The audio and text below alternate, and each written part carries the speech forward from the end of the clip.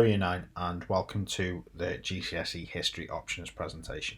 Thank you for spending the next few minutes with me, and I hope that I answer any questions that you may have around the course. If you have any further questions, feel free to email me, Mr. Cork, or any of your history teachers for further information.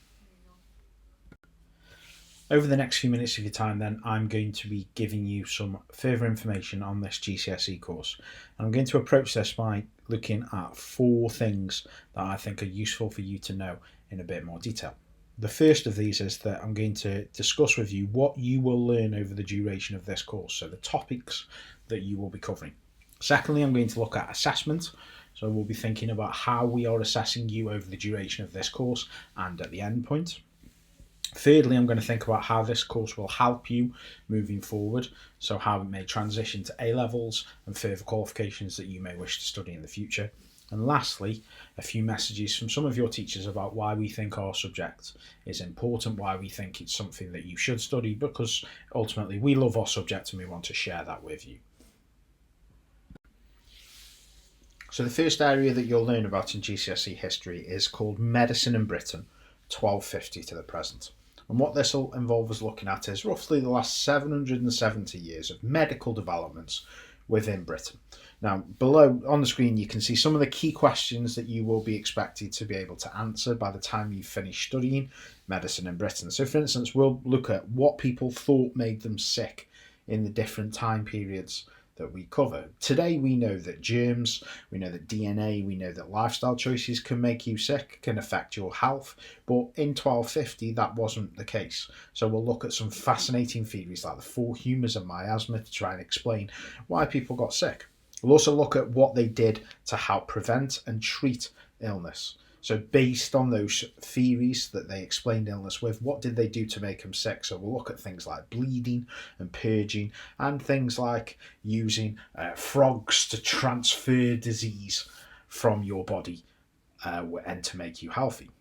We'll also look at the changes within medicine, and we'll look at the reasons for these changes. So we'll look at the role of factors like the role of the church, the role of government, the role of individuals, and how they shaped our medical understanding and the treatments that we offered over the last 770 years. And very much case, that word that finishes the word present in this title is really important because this course does go right up to today.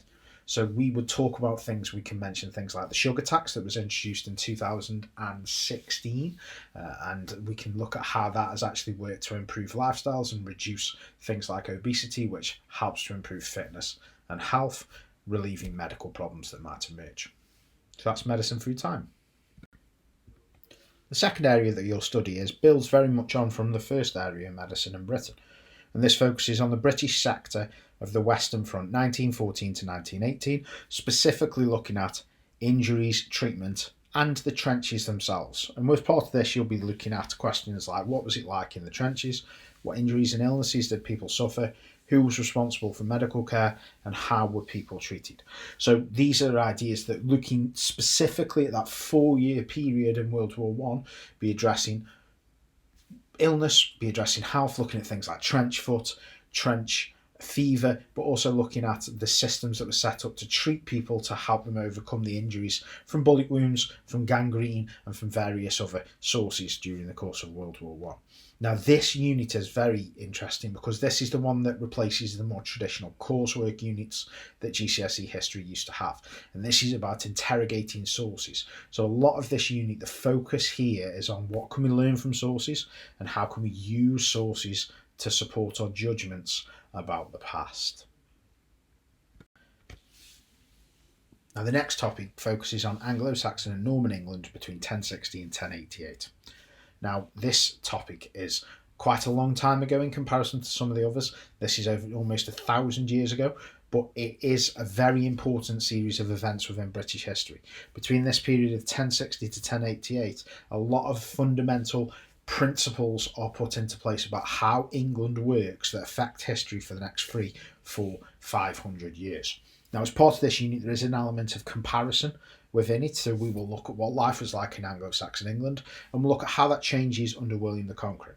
Now, sandwiched between those two things is the year 1066, and that's very much the watershed moment in this course. So we will be looking at the Battle of Hastings, but we'll also be looking at the wider battles of 1066, looking at why they happened, but also how William is able to emerge victorious from all of those battles. And then building on from that, we'll look at the tools of control he puts in place, like castles, but we'll also look at how the English resisted him, and we'll also look at what happened when he died, because there is a very interesting series of events that take place in 1088, 87 and 1088. So we'll drill into these events in a lot more detail.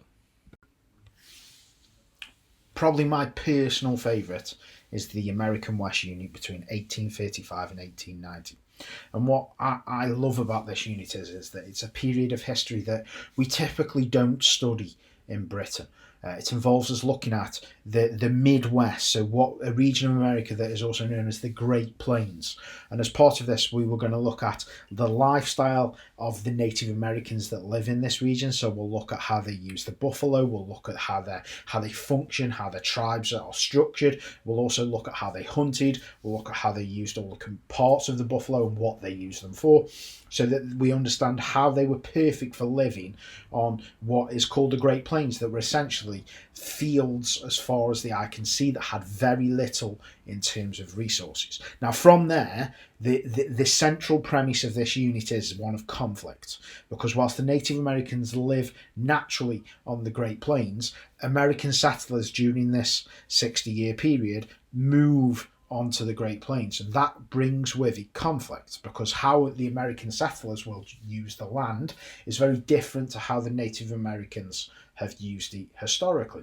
And this unit will address the causes of this conflict, the actions that the American government takes to end the conflict, and we will look at what happens to the Native Americans once the conflict has been finalised. And this is it's a fascinating topic, and it offers some interesting viewpoints and points of comparison with other periods in history, because some modern historians do argue that what the American government did to the Native American populations in the late 1880s and early 1890s is a genocide. And that's really important to discuss and really important to think, because part of history is looking at minority viewpoints and looking at groups that we don't normally talk about, groups that sometimes are marginalised, and making sure that we can understand their experiences of the past. And that's why this unit is a personal favourite of mine. So the last unit that you'll study in GCSE history is Weimar and Nazi Germany between 1918 and 1939. Now this is one that most of you will probably already have an appreciation of. I know that we will have studied it in parts of this within Year 9 history, but we'll dive into this in a lot more detail, and we'll look more closely at the government that was set up in Germany after World War One, and we'll think about its strengths, its weaknesses, and we'll move on to think about, was it doomed to fail as a result of context, as a result of decisions they made, but also as a result of events that happened, like the hyperinflation crisis, where people went bankrupt overnight and lost all their money because it lost value.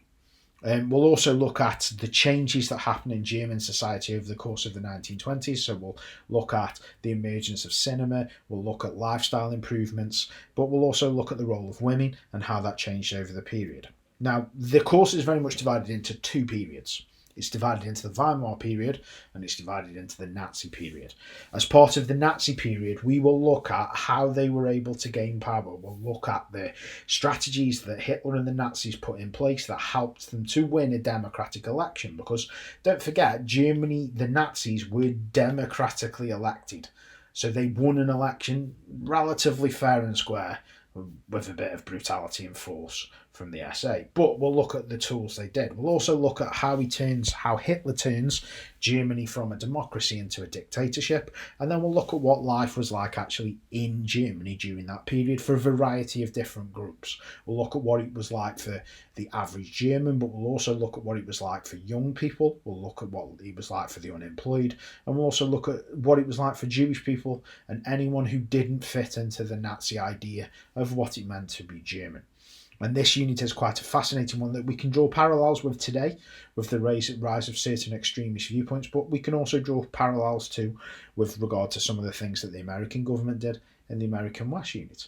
So it's one of them units that is very important to study because it's a case of looking at history at its worst because of the atrocities that were committed by the Nazis, and looking at how a country can go from a democracy to a dictatorship, so that in the future we can avoid things like this. On to assessment then. So paper 1 will pull together the medicine component and the trench component, and this paper will be worth 52 marks. You will have 1 hour and 15 minutes to do it, and it's worth a total of 30% of your qualification, and it's divided into 2 sections. Section A will look at the trenches, and Section B will look at the rest of medicine. And the questions follow a set format. We know that question 1 in this paper will always start describe 2 features. So one of the advantages of this paper is that we can help you plan your responses because we know what the questions will look like. Whilst we don't know the content that the question will be on specifically, we can help guide you to how to approach certain questions based on what we call the STEM, which we know the STEM for every question. So that's paper 1. Paper 2 then will address the Anglo-Saxon and Norman England component of the course and the American West part. So this paper is worth 40% of the qualification, with a total of 64 marks available, with 32 of them on the Anglo-Saxon section and 32 of them on the American West. And again, similar to paper 1, we know what every question will look like because we know how each question will start. We know what the STEM is, which means we can develop your skills in how to approach every question that appears on this paper, and we can make sure that you understand the structure that underpins the question, and then you can apply the content that you've learned within the lesson. So the last paper that you'll be expected to sit is paper 3, and this will focus on Weimar and Nazi Germany between 1918 and 1939. Now, similar to the other papers, we know what the questions are going to start with. So we know that on this paper, question 1 will start with the STEM, give 2 things you can infer. And so what that means is, again, we can spend that time developing how your structure to these responses to make sure that you know how to answer them, so that in the pressure of that examination, all you've got to do is bolt in the content that you've learned within lessons. This paper, though, is a little bit different to the other papers because what this paper does is it develops all 3 of the skills that an historian's supposed to do. The ability to explain ideas, the ability to use source material, and the ability to interrogate interpretations of the past. So this paper is asking for you to do a bit of reading around on source material and interpretations that are provided within the exam script, and explaining ideas and judging, being critical and offering judgments around about source material and the opinions of other historians as part of this. So how can history help you as you move forward? Now, aside from the obvious transitions that it'll support you going into A-level history and further study in the subject if you wish, history is also a subject that has transferable skills. So in the terms of the ability to read and interrogate source material, the ability to form judgments and conclusions about the past, these are all skills that you can transfer to other subjects, particularly to subjects like English. So there are strong links to these other subjects that you can do. So for instance, within the German unit that we discuss, we will talk a lot about politics as part of that, and within your English lesson you will explore a text called an Inspectacles that will also ask you to look at politics within that time period, and some of the same ideas will be discussed across multiple curriculum areas. Now, moving forward from that, it's also a helpful subject because in order to understand the world we want to build, we need to understand the world we don't want to build. And the best way to do that is to look at scenarios and places in the past where we haven't been the best versions of ourselves. So taking into account the American West, Weimar and Nazi Germany, these are periods of time where things went drastically wrong, where democracy failed or where genocides were committed, that we can learn lessons from these about how to approach government, about how to make sure everyone is treated fairly and with equality, so that these things don't happen again. Now, beyond that, it also helps to extend your cultural capital. So what we mean by that is it helps broaden your horizons, help you to understand cultures and aspects of society that you may never have considered. Again, take the American West as an example. By looking at the Plains Indians, the Native American way of life, you can learn about how nomadic lifestyles function. You're broadening your understanding of different ways that people live within this world, because the Native Americans, whilst in a much smaller number today than they were 160 years ago, still exist, and lots of them still follow principles of the lifestyle that they were living 2, 3, 4, 500 years ago. And lastly, it promotes critical thinking. It might seem flippant, the next question might, but one of the central questions that we will ask you over the duration of your history course is the question why. Why do you think this? Why do you think that the Nazis were able to take control of Germany? Why did the American government pursue a policy that effectively destroyed the Native American way of life? So why is a powerful question, and why is an important question? Because it promotes criticality. If you can explain why, it means you are capable of thinking about things in detail and justifying in a critical way the opinions that you express, the arguments that you want to make, and that strengthens your ability to communicate and discuss. And again, strong links can be made to lots of subjects, transferring that idea of critical thinking across to them to help you progress in several other subject areas. One of the reasons I find history so interesting and why I love history is what my lecturer used to call tiny stories. And that is sort of, you have the bigger picture of history, and then you have the tiny little piece of information that you'll find out over the course of your studies. And an example of this is like the fact that Kodak, the people who make cameras and film, actually helped create the first atomic weapons because they knew how to use chemicals in their factories. And I just find that kind of thing so fascinating. I love history, and the main reason for that is that so long as I've got the correct source, whether that be a newspaper article, a painting from the 1500s, a sword from the Battle of Hastings, I can use that to make my judgment and my conclusions stronger, and have people actually have to debate what I'm trying to say and have to disprove my theories. And for that, I like the fact that it can give me the opportunity to converse with other people, take on other people's views, but equally push my own, and that's really, really good to me.